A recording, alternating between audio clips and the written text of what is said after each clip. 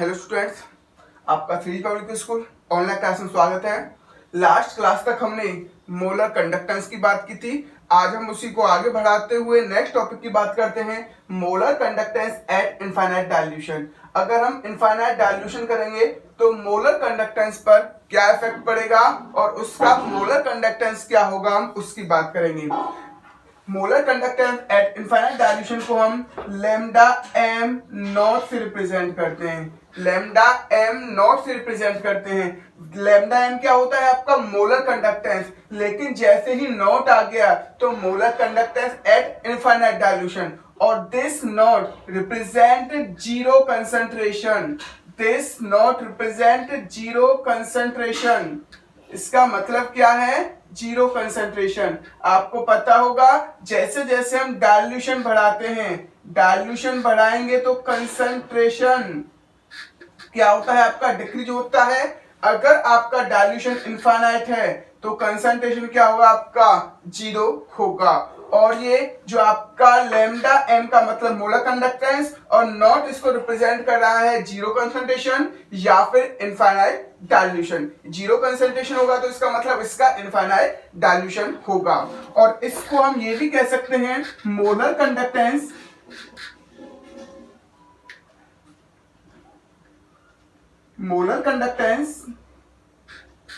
Eight zero concentration.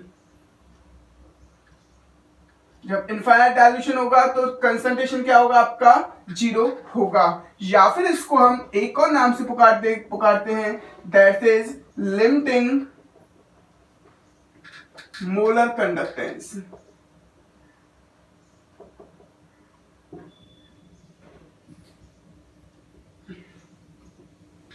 हम इनको तीनों नाम से पुकारते हैं, limiting molar conductance at infinite dilution. Infinite dilution का मतलब होता है एट जीरो कंसंट्रेशन, और हम बात करेंगे, इसी को हमने एक और नाम दे दिया, that is limiting molar conductance. अब हम देखेंगे एक्चुअल में इसका नाम लिमिटिंग क्यों रखा गया, वो हम अभी समझने की कोशिश करेंगे। अब हम बात करते हैं इनफाइनाइट डाइल्यूशन का मतलब क्या है। एक्चुअल में इनफाइनाइट डाइल्यूशन का मतलब आपके दिमाग में आ रहा होगा, आप पानी उसमें बढ़ाते चले जाओ, उस सॉल्यूशन में पानी मिक्स करते चले जाओ और बहुत सारा पानी मिक्स कर दो, तो आप उसे क्या कहोगे? Infinite dilution. आपके दिमाग में सब यही आ रहा होगा, लेकिन ऐसा नहीं होता है। अगर ऐसा होता तो हम इलेक्ट्रोलाइटिक सॉल्यूशन में पानी मिलाते जाते और इलेक्ट्रिसिटी प्रोड्यूस करते जाते, जिससे हमारी इलेक्ट्रिसिटी की जो समस्या है, जो प्रॉब्लम है, पूरी तरह से खत्म हो जाती। लेकिन ऐसा होता नहीं है। अब हम समझेंगे एक्चुअल में इस इनफाइनाइट डाइल्यूशन का मतलब क्या है। चलो इस इनफाइनाइट डाइल्यूशन को हम एक हल्के से एक्सपेरिमेंट समझने की कोशिश करते हैं। इस इनफाइनाइट डाइल्यूशन का मतलब क्या है। सपोज दैट मैंने मान लिया, हम इधर साइड लिख रहे हैं वॉल्यूम और इधर लिखेंगे हम molar concentration, sorry molar conduction, conduction represented by delta m, or this unit is Simon centimeter square mole inverse। इधर देखना है भैया आपको। सपोज दैट मैंने कोई भी आपका इलेक्ट्रोलाइटिक सॉल्यूशन ले लिया, उसका जब हमने 11 ml वॉल्यूम लिया तो इसका कंडक्टेंस था 0.2। अगर मैंने वॉल्यूम और बढ़ा दिया, 12 ml कर दिया, तो इसका कंडक्टेंस हो गया 0.4। मैंने वॉल्यूम और बढ़ा दिया, 13 ml कर दिया, इसका वॉल्यूम थोड़ा सा और इंक्रीज हो गया, वो हो गया 0.56। मैंने कंडक्टेंस थोड़ा और बढ़ा दिया, 14 ml कर दिया, इसका वॉल्यूम हो गया, इसका मोलर कंडक्टेंस हो गया, इसका मोलर कंडक्टेंस मान लीजिए सपोज 0.78 हो गया। फिर मैंने 15 ml 1 ml और बढ़ाया, इसका कंडक्टेंस हो गया 9.0 यानी कि 9 हो गया। फिर मैंने 16 ml यानी कि 1 ml वॉल्यूम और बढ़ाया, उस पर भी इसका मोलर कंडक्टेंस क्या आया? 9 ही आया। फिर मैंने 1 ml और बढ़ाया, उस पर भी इसका मोलर कंडक्टेंस क्या आया? 9 ही आया। फिर मैंने 18 ml यानी कि 1 ml और बढ़ा दिया, उस पर देखा मोलर कंडक्टेंस क्या आया, 9 ही आया। इसका मतलब क्या है, अब मोलर कंडक्टेंस की वैल्यू क्या हो चुकी है, फिक्स हो चुकी है। अब चाहे आप कितना भी वॉल्यूम बढ़ा लो, मोलर कंडक्टेंस में कोई भी चेंज या कोई भी इंक्रीजमेंट आने वाला नहीं है। इस पॉइंट को कहते हैं हम सैचुरेशन। इसे क्या कहते हैं हम, सैचुरेशन। का मतलब क्या है, अब आप कितना भी वॉल्यूम बढ़ा लो, मोलर कंडक्टेंस में कोई इंक्रीजमेंट नहीं आएगा। अब मोलर कंडक्टेंस की वैल्यू कांस्टेंट हो चुकी है और एक फिक्स हो चुकी है। और ऐसा जिस पॉइंट ऑफ वॉल्यूम पर मोलर कंडक्टेंस की वैल्यू सैचुरेटेड हो जाए, सैचुरेट हो जाएगा मतलब मोलर कंडक्टेंस कांस्टेंट हो जाए, मोलर कंडक्टेंस क्या हो जाए, फिक्स हो जाए, यानी कि मोलर कंडक्टेंस इंक्रीज ना हो, that point is called infinite dilution. उसे क्या कहते हैं हम, इनफाइनाइट डाइल्यूशन कहते हैं। बात आपको समझ में आ गई होगी, यानी कि point of volume where molar conductance of electrolytic solution is saturated. जिस पॉइंट पर मोलर कंडक्टेंस क्या हो जाए, सैचुरेटेड हो जाए, फिक्स हो जाए, यानी कि उसका जो मोलर कंडक्टेंस है उनके उसमें इंक्रीजमेंट ना हो, पूरी तरह से वो फिक्स हो जाए। अब आप कितना भी वॉल्यूम बढ़ा लो, अब उसमें कोई इफेक्ट आने वाला नहीं है। उसी को क्या कहते हैं, इनफाइनाइट डाइल्यूशन। और इनफाइनाइट डाइल्यूशन पर जो मोलर कंडक्टेंस की वैल्यू आ रही है, सपोज 9 आ रही है, that is molar conductance at infinite dilution. आपको बात समझ में आ गई होगी। इनफाइनाइट डाइल्यूशन का मतलब 15 ml। इस वाले प्रॉब्लम के लिए, इस वाले इलेक्ट्रोलाइट के लिए इनफाइनाइट डाइल्यूशन क्या है, 15 ml।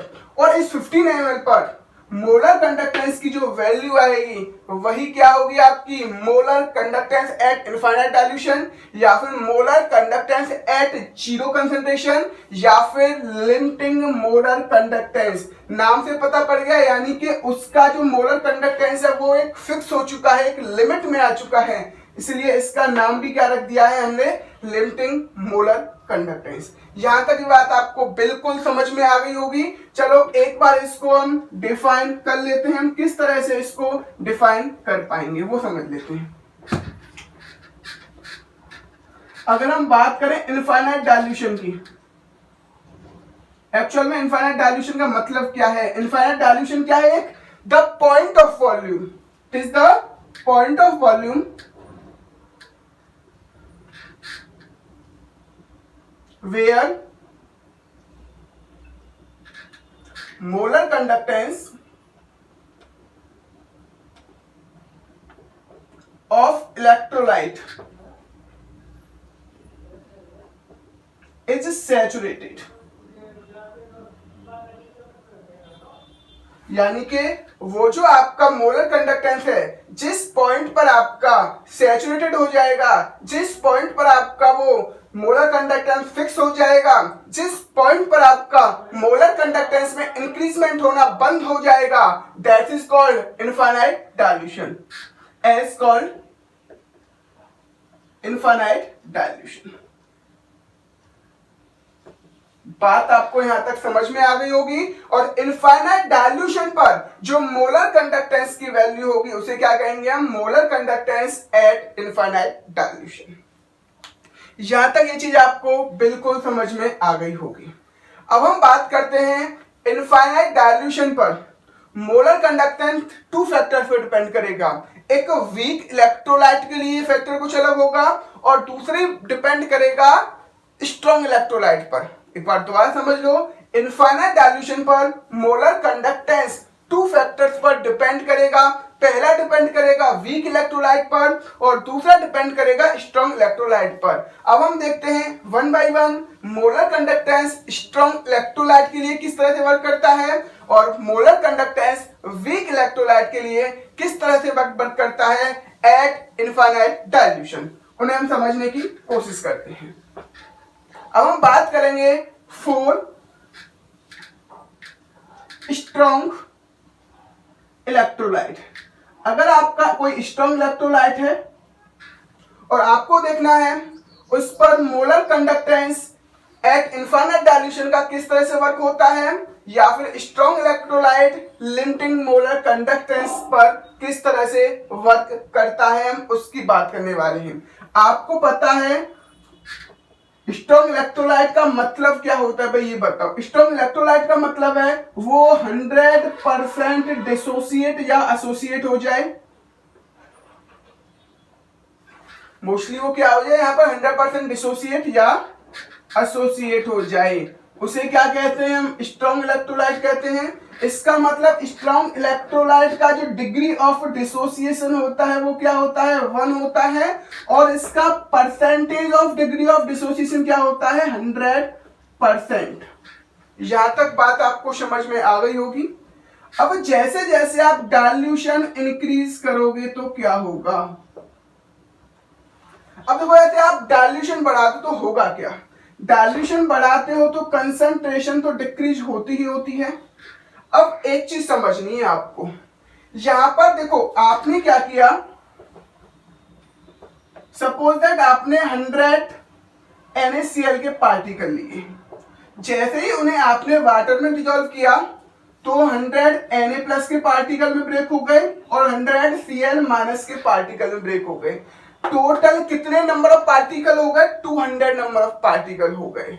अब एक चीज बताओ, जैसे जैसे आप डाइल्यूशन बढ़ाओगे क्या अब आयंस का ब्रेक होना स्टार्ट होगा, यानी कि आयंस पहले से ही ब्रेक हो चुके हैं क्योंकि स्ट्रॉन्ग इलेक्ट्रोलाइट है। अब नंबर ऑफ आयंस इंक्रीज नहीं होता है, स्ट्रॉन्ग इलेक्ट्रोलाइट में नंबर ऑफ आयंस इंक्रीज नहीं होता है, क्योंकि जैसे ही आप उन्हें सॉल्वेंट में डिसॉल्व करते हो वो अपने आप ही कंप्लीटली डिसोसिएट हो जाते हैं। तो हम कह सकते हैं इन strong electrolyte number of ions does not increase, number of ions not increase because it dissociate itself on dilution in solvent, यानी कि नंबर ऑफ आयंस में तो इंक्रीजमेंट आने वाला है ही नहीं, बट एक्चुअल में होगा क्या वो समझते हैं। अब क्या होगा, जैसे जैसे आप डाइल्यूशन बढ़ाओगे Na+ और Cl- में जो क्या होगा, अट्रैक्शन कम होता चलेगा। डाइल्यूशन बढ़ाओगे तो इनकी डिस्टेंस बढ़ती चली जाएगी और इनके बीच में जब डिस्टेंस बढ़ेगी तो इनके बीच में फोर्स ऑफ अट्रैक्शन कम होगा। मैं आपको इसको पिछले वाले चैप्टर में बता चुका हूं, मोलर कंडक्टेंस पर इसका क्या इफेक्ट पड़ता है। जैसे जैसे Na और Cl जब दूर दूर चले जाएंगे तो क्या होगा, ये इजीली फ्लो करेंगे और जिस हिसाब से इजीली फ्लो करेंगे तो उतना ही कंडक्टेंस इंक्रीज होगा। लेकिन ये नंबर ऑफ आयंस की वजह से कोई भी इंक्रीजमेंट इसमें नहीं होता है। इसमें इंक्रीजमेंट मोलर कंडक्टेंस में इंक्रीजमेंट किसकी वजह से होगा, जैसे जैसे आप डाइल्यूशन करोगे डिस्टेंस बिटवीन आयंस इंक्रीज होगा। क्यों, समझ लेते हैं। Distance between ions increase, ions के बीच की डिस्टेंस इंक्रीज होती जाती है, so force of attraction between ions क्या हो जाएगा आपका, डिक्रीज हो जाएगा। Force of attraction between ions क्या हो जाएगा आपका, डिक्रीज हो जाएगा। अगर force of attraction of ions decrease हो गया तो इनकी मोबिलिटी बढ़ जाएगी या नहीं बढ़ जाएगी, इनके मूवमेंट इजी फ्लो करने की टेंडेंसी बढ़ जाएगी और ये जितना इजीली फ्लो करेंगे मोलर कंडक्टेंस क्या हो जाएगा आपका, बढ़ जाएगा। Molar conductance at infinite dilution पर वो क्या हो जाएगा, बढ़ जाएगा एट इनफाइनाइट डाइल्यूशन। यहां तक ये बात आपको समझ में आ गई होगी। जैसे जैसे हम डाइल्यूशन बढ़ाएंगे स्ट्रॉन्ग इलेक्ट्रोलाइट में नंबर ऑफ आयंस पे तो कोई इफेक्ट पड़ता नहीं है, स्ट्रॉन्ग इलेक्ट्रोलाइट में नंबर ऑफ आयंस का तो इफेक्ट पड़ता नहीं है, उस पर इफेक्ट किसका पड़ता है, यानी कि molar conductance at infinite dilution depend किस पे करेगा, बस जैसे जैसे आप डाइल्यूशन करोगे उनके बीच की नंबर ऑफ आयंस की डिस्टेंस बढ़ जाएगी और डिस्टेंस बढ़ेगी तो फोर्स ऑफ अट्रैक्शन कम होगा, फोर्स ऑफ अट्रैक्शन कम होगा तो उनकी मोबिलिटी इंक्रीज हो जाएगी और मोबिलिटी इंक्रीज हो गई तो मोलर कंडक्टेंस भी क्या हो जाएगा आपका, बढ़ जाएगा। तो हम कह सकते हैं स्ट्रॉन्ग इलेक्ट्रोलाइट के लिए molar conductance only one factor पर डिपेंड करता है, ओनली वन फैक्टर। वो फैक्टर कौन सा है आपका, जैसे जैसे आप डाइल्यूशन बढ़ाओगे डिस्टेंस बिटवीन ऑफ आयंस बढ़ जाएगी। यहां तक ये बात आपको समझ में आ गई होगी और इस चीज को हम ग्राफ से एक बार समझने की कोशिश करते हैं एक्चुअल में होगा क्या। इसको हम ग्राफ से समझने की कोशिश करते हैं। मैंने यहां ले लिया मोलर कंडक्टेंस और मैंने यहां ले लिया रूट सी, यानी कि सी का मतलब है यहां पर कंसंट्रेशन। बात समझ में आ गई। अब हम बात कर रहे हैं molar conductance at infinite dilution. Infinite dilution का मतलब क्या है, यानी कि molar conductance at zero concentration. यहां अगर डेल्टा सी की वैल्यू जीरो हो जाएगी, अगर यहां डेल्टा सी की वैल्यू जीरो हो गई तो इसका मतलब क्या है, molar conductance at zero concentration, यानी कि इनफाइनाइट डाइल्यूशन। डेल्टा सी की वैल्यू जीरो तो इसका मतलब सी की वैल्यू भी क्या होगी, जीरो होगी। सपोज दैट इस पॉइंट पर मोलर कंडक्ट कंसंट्रेशन की वैल्यू ये होगी और सॉरी मोलर कंडक्टेंस की वैल्यू ये है और कंसंट्रेशन ये है। जैसे जैसे आप कंसंट्रेशन बढ़ाते जाओगे वैसे वैसे क्या होगा, मोलर कंडक्टेंस की वैल्यू बढ़ती चली जाएगी। फिर आपने कंसंट्रेशन बढ़ा दी तो मोलर कंडक्टेंस की वैल्यू बढ़ती चली जाएगी। इस तरह से ये एक्सपेरिमेंटली देखा गया, जैसे जैसे आप मोलर कंडक्टेंस की वैल्यू बढ़ाते जा रहे हो, जैसे जैसे आप मोलर कंडक्टेंस की वैल्यू बढ़ाते जा रहे हो, सॉरी जैसे जैसे आप कंसंट्रेशन बढ़ाते जा रहे हो, धीरे धीरे कंसंट्रेशन बढ़ा रहे हो तो मोलर कंडक्टेंस बढ़ रहा है और एक आपका स्ट्रेट लाइन फॉर्म हो रही है। क्या फॉर्म हो रही है, स्ट्रेट लाइन। जैसे ये इससे टच किया, जैसे ही ये इससे टच करेगा, इसका मतलब क्या हो गया भाई, इसका मतलब हो गया delta M at zero concentration, यानी कि molar concentration at infinite dilution. ये बात आपको समझ में आ गई होगी। ये स्ट्रॉन्ग इलेक्ट्रोलाइट के लिए ग्राफ कैसा होगा, ओनली एक स्ट्रेट लाइन ग्राफ होगा। ये बात आपको बिल्कुल समझ में आ गई होगी, क्योंकि यहाँ पर स्ट्रॉन्ग इलेक्ट्रोलाइट के फैक्टर में हमारा मोलर कंडक्टेंस किस पर डिपेंड कर रहा है, ओनली एक ही फैक्टर पर डिपेंड कर रहा है। जैसे जैसे डाइल्यूशन बढ़ाओगे नंबर ऑफ यानी कि मोबिलिटी बढ़ेगी, और मोबिलिटी बढ़ेगी तो क्या होगा, कंसंट्रेशन बढ़ाओगे मोलर कंडक्टेंस बढ़ेगा। और एक पॉइंट ऐसा आएगा जैसे ही कंसंट्रेशन जीरो हो जाएगी, उस पॉइंट पर जो मोलर कंडक्टेंस होगा उसे क्या कहते हैं हम, लिमिटिंग मोलर कंडक्टेंस। और इसका कर्व किस तरह से होगा, कुछ स्ट्रेट कर्व होगा। अच्छा, अब इसकी एक बार इक्वेशन देख लेते हैं, एक्चुअल में इक्वेशन होगी क्या। आपने सुना होगा स्ट्रेट लाइन की इक्वेशन होती क्या है, y equal to M X plus C होता है या नहीं होता है। तो y की वैल्यू क्या है, यहाँ पर डेल्टा एम है। बात समझ में आ गई। m यहाँ पर अभी दे नहीं रखा है तो m को क्या मान लेते हैं, कोई कांस्टेंट मान लेते हैं, वो m क्या मान लिया मैंने, a। c का मतलब क्या है यहाँ पर, रूट सी। एक्स एक्सिस पे है क्या भाई, c है। अब यहां पर हम c की बात कर रहे हैं, कांस्टेंट की बात कर रहे हैं। यहां तक की डिस्टेंस कितनी है इसकी, डेल्टा नॉट एम। और इसको आप इस तरह से अरेंज करोगे, डेल्टा एम इक्वल टू। अब एक चीज बतानी है आपको, इसमें एक्चुअल में आ क्या रहा है भाई, कुछ ना कुछ। अब ये इंक्रीज हो रही है या डिक्रीज हो रही है, एक्चुअल में ग्राफ किस तरह से, इस तरह से अभी। तो ये क्या आएगा आपका, माइनस स्लोप आएगा या नहीं आएगा। एक्चुअल में क्या हो रहा है, डिक्रीजमेंट हो रहा है। एक्चुअल में क्या हो रहा है भैया, डिक्रीजमेंट करवा रहा है। इस तरह से करवा रहा है तो डिक्रीजमेंट का करवा रहा है, इस तरह से करवा रहा तो इंक्रीजमेंट का करवाता। तो एक्चुअल में यहाँ पर हो क्या रहा है, जो आपका स्लोप होगा वो माइनस में आएगा, तो आपका हो गया delta M equal to delta naught M minus A root C. यहां से एक इक्वेशन आ जाती है, जो इक्वेशन आपकी दी थी, आपकी जो इक्वेशन दी थी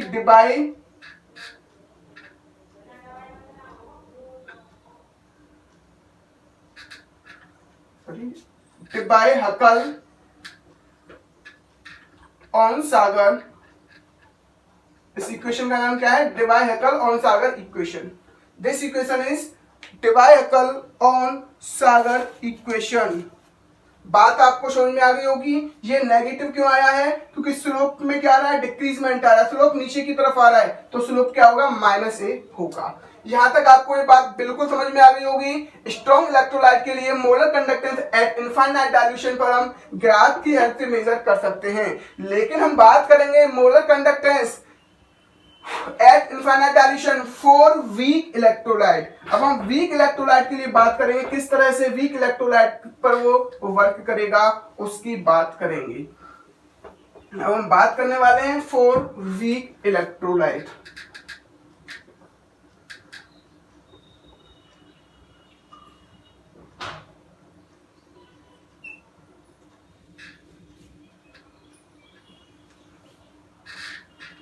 अब देखो आपको देखना है वीक इलेक्ट्रोलाइट को, आपको पता है जो अल्फा यानी कि डिग्री ऑफ डिसोसिएशन की वैल्यू होती है वो 1 से बहुत छोटी होती है। बात समझ में आ रही है? 1 से वैल्यू क्या होती है? बहुत छोटी होती है। जैसे जैसे आप डाइल्यूशन बढ़ाओगे तो क्या होगा? डाइल्यूशन बढ़ाते हो तो नंबर ऑफ आयंस ब्रेक होना स्टार्ट होते हैं। सपोज दैट मैंने मान लिया आपने क्या मिलाया यहाँ पर 100 CH3COOH के पार्टिकल्स के मॉलिक्यूल्स मिक्स किए, जिसमें से 5 मॉलिक्यूल्स तो किसमें ब्रेक हो गए भाई? CH3COO नेगेटिव, 5 पार्टिकल क्या आ गए? H पॉजिटिव, और बाकी 95 क्या है आपके? CH3COOH के ही पार्टिकल है। यानी कि जैसे आपने मिक्स किए थे वो ऐसे ही 95 पार्टिकल्स और 5 पार्टिकल्स आयनाइज हो चुके हैं। लेकिन जैसे जैसे आप डाइल्यूशन बढ़ाओगे ये जो आपके पार्टिकल जो आयनाइज नहीं हुए हैं वो आयनाइज होना स्टार्ट हो जाएंगे। तो डाइल्यूशन बढ़ाने पर आपने यानी कि इक्विलिब्रियम कांस्टेंट में पढ़ा होगा डाइल्यूशन लॉ। जैसे जैसे आप डाइल्यूशन बढ़ाते हो वैसे वैसे आयनाइजेशन टेंडेंसी बढ़ती जाती है, यानी कि जो आपका वीक इलेक्ट्रोलाइट होता है वो आयनाइज होना स्टार्ट हो जाता है। तो डाइल्यूशन करोगे तो आयनाइजेशन ऑफ वीक इलेक्ट्रोलाइट क्या हो जाएगा? आपका इंक्रीज हो जाएगा।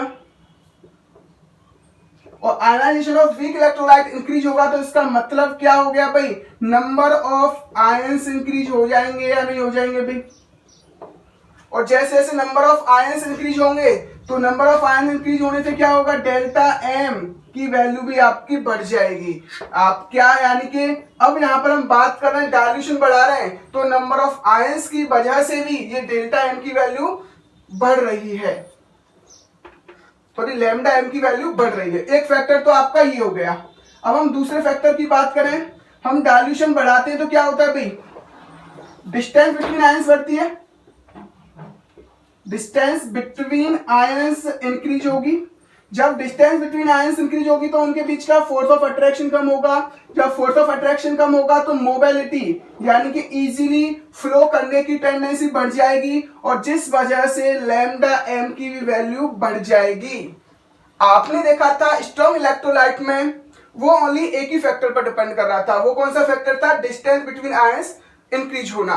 लेकिन वीक इलेक्ट्रोलाइट के लिए यहां कितने फैक्टर पर डिपेंड कर रहा है? 2 फैक्टर पर डिपेंड कर रहा है।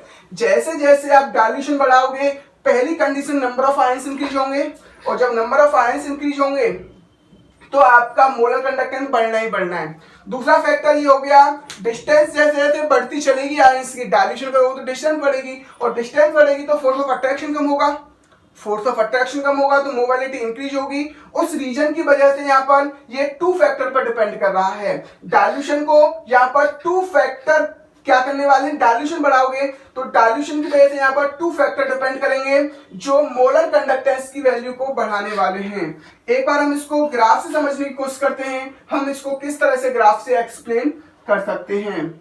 Lambda M root C, suppose that इस पॉइंट पर डेल्टा एम की वैल्यू सॉरी लैम्डा एम की वैल्यू ये है। जैसे जैसे आप डाइल्यूशन बढ़ाते जाओगे,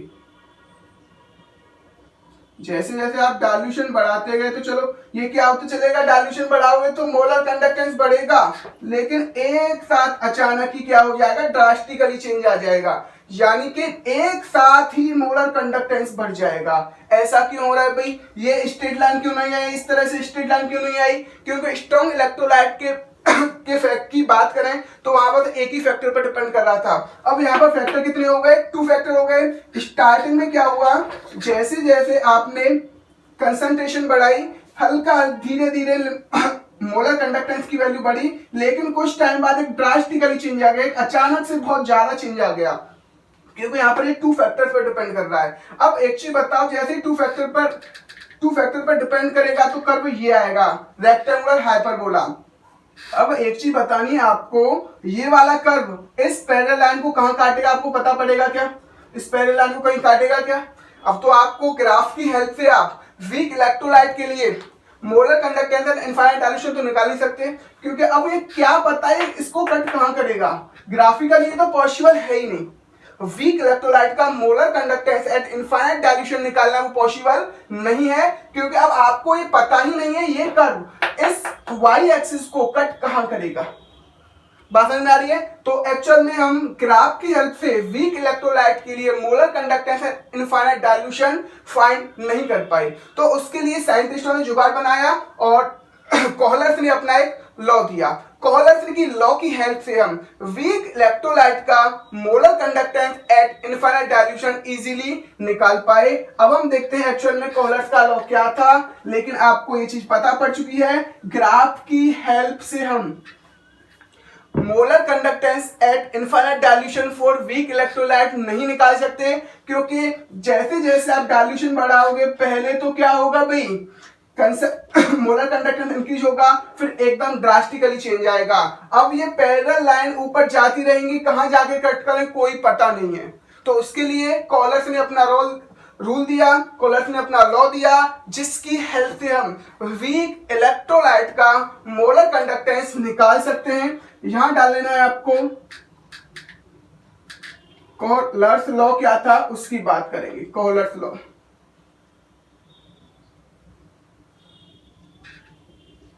एक्चुअल में कोहलर्स लॉ क्या था हम उसकी बात करेंगे, समझ लेते हैं। फर्स्ट बात करें फॉर वीक इलेक्ट्रोलाइट,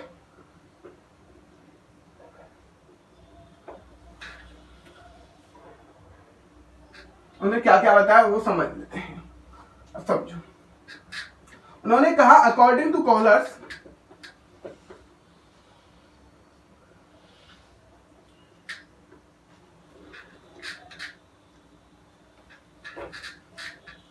हम कह सकते हैं लिमिटिंग मोलर कंडक्टेंस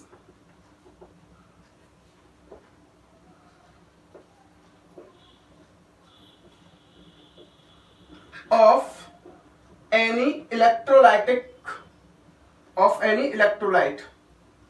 वो इलेक्ट्रोलाइट स्ट्रॉन्ग भी हो सकता है या फिर वीक भी हो सकता है। Limiting molar conductance of any electrolyte can be expressed as the sum of individually contribution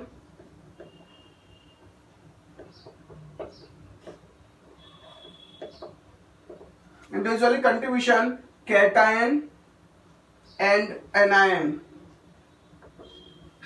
of electrolyte। हम समझते हैं कि यहाँ क्या चल रहा है। आप किसी भी इलेक्ट्रोलाइट का अगर molar conductance limiting molar conductance का मतलब क्या होता है, molar conductance at infinite dilution पर निकालना चाह रहे हो तो आपको उसको एक्सप्रेस करना है sum of individually contribution of cation and anion. समझते हैं इसको हम एक्सप्रेस किस तरह से कर सकते हैं, यानी कि हम क्या करेंगे, कैटायन के लिमिटिंग मोलर कंडक्टेंस का कंट्रीब्यूशन देखेंगे प्लस हम एनायन के लिमिटिंग मोलर कंडक्टेंस का सम करेंगे, जिससे हम किसी भी लिमिटिंग मोलर कंडक्टेंस का क्या निकाल सकते हैं, इलेक्ट्रोलाइट के लिए हम लिमिटिंग मोलर कंडक्टेंस निकाल सकते हैं। सपोज दैट आपको HCl के लिए लिमिटिंग मोलर कंडक्टेंस निकालना है, तो उन्होंने क्या किया, sum of individually contribution of cation plus limiting molar conductance of anion. बात समझ में आ गई। इस तरह से आप किसी भी इलेक्ट्रोलाइट के लिए लिमिटिंग मोलर कंडक्टेंस की वैल्यू निकाल सकते हो। जैसा कि आपने देखा HCl क्या है, स्ट्रॉन्ग इलेक्ट्रोलाइट है। इसके लिए स्ट्रॉन्ग इलेक्ट्रोलाइट के लिए आपने देखा ये होगा क्या, individually contribution of cation plus individually contribution of anion. यही फंडा किसके लिए एप्लीकेबल होगा, वीक इलेक्ट्रोलाइट के लिए। आपको पता है CH3COOH होता क्या है आपका, वीक इलेक्ट्रोलाइट। तो इसकी वैल्यू क्या आने वाली है, इंडिविजुअली कंट्रीब्यूशन ऑफ एनायन यानी कि CH3COOH negative plus individually contribution of cation यानी कि H प्लस। इस तरीके से आप क्या निकाल सकते हो, प्रत्येक का limiting molar conductance for any electrolyte के लिए निकाल सकते हो। अगर आपको अब एक्चुअल में आपको स्ट्रॉन्ग इलेक्ट्रोलाइट की हेल्प से किसकी वैल्यू निकालनी है, वीक इलेक्ट्रोलाइट की वैल्यू निकालनी है। तो हम समझते हैं हम किस तरह से वीक इलेक्ट्रोलाइट की वैल्यू निकाल सकते हैं। आपको क्वेश्चन में क्या गिवन है वो समझ लेते हैं। आपको CH3COOH की वैल्यू निकालनी है और आपको गिवन अप है डेल्टा नॉट CH3COONA की वैल्यू, आपको गिवन अप है डेल्टा नॉट HCl की वैल्यू गिवन अप है आपको, और आपको NaCl की वैल्यू गिवन अप है आपको, और आपको गिवन अप है डेल्टा नॉट HCl की वैल्यू। इन तीनों की वैल्यू आपको गिवन अप है और इन वैल्यू की हेल्प से आपको क्या निकालनी है, डेल्टा नॉट CH3COOH की वैल्यू निकालनी है। हम समझते हैं इनकी हेल्प से हम किस तरह से इस limiting molar conductance for weak electrolyte निकाल सकते हैं। आपको पता है डेल्टा नॉट CH3COONA क्या होगा, बताओ भी। ये होगा lambda naught CH3COO negative plus delta not Na positive. अगर हम बात करें डेल्टा नॉट NaCl तो ये क्या होगा, delta not Na positive plus delta not Cl negative. हम बात करें डेल्टा नॉट HCl क्या होगा, बताओ भाई, delta not H positive plus delta not Cl negative. यहां तक ये बात आपको समझ में आ गई होगी। अब हम बात करें, अगर हम डेल्टा नॉट CH3COONA में से माइनस कर दें डेल्टा नॉट NaCl और प्लस कर दें डेल्टा नॉट HCl तो क्या होगा वो हम समझते हैं।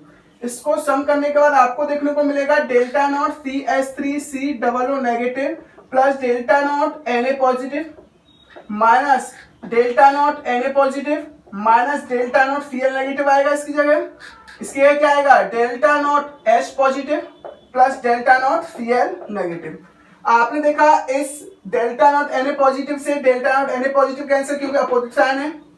इस वाले Cl नेगेटिव से इस वाला Cl नेगेटिव कैंसिल, और आपको मिला क्या, आपको मिला delta not CH3COONA plus lambda naught H positive. यानी कि आपको जो आपका वीक इलेक्ट्रोलाइट था उसका लिए आपको वैल्यू अब आसानी से निकाल सकते हो। अब आप क्या करोगे, इसकी वैल्यू अब आपको निकालनी, तो आपको सिंपल पता पड़ गया। आपको उसकी वैल्यू निकालने के लिए क्या करना पड़ेगा भाई, डेल्टा नॉट CH3COONA की वैल्यू में फिर माइनस करना पड़ेगा डेल्टा नॉट NaCl और प्लस करना पड़ेगा डेल्टा नॉट HCl। इस तरह से आप किसी भी वीक इलेक्ट्रोलाइट के लिए लिमिटिंग मोलर कंडक्टेंस की वैल्यू निकाल सकते हो। यहां तक ये चीज आपको समझ में आ गई होगी। सेकंड हम बात कर लेते हैं determination of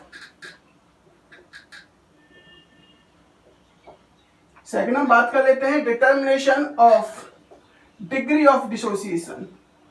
determination of degree of dissociation means alpha की बात कर लेते हैं in terms of molar conductance and limiting molar conductance. आपको याद रखना है अल्फा इक्वल टू होता है molar conductance upon limiting molar conductance. ये चीज आपको याद रखना है। अगर आपको मोलर कंडक्टेंस और लिमिटिंग मोलर कंडक्टेंस की वैल्यू दे रखी है और आपसे डिग्री ऑफ डिसोसिएशन यानी कि अल्फा की वैल्यू पूछा है तो आप यहां से इजीली अल्फा की वैल्यू निकाल सकते हो। इसलिए आपको याद रखना है degree of dissociation alpha equal to delta m upon delta naught m, sorry lambda m upon lambda naught m। इसका मतलब हो गया molar conductance upon limiting molar conductance. और अगर आपको क्या निकलना है, डिटरमाइन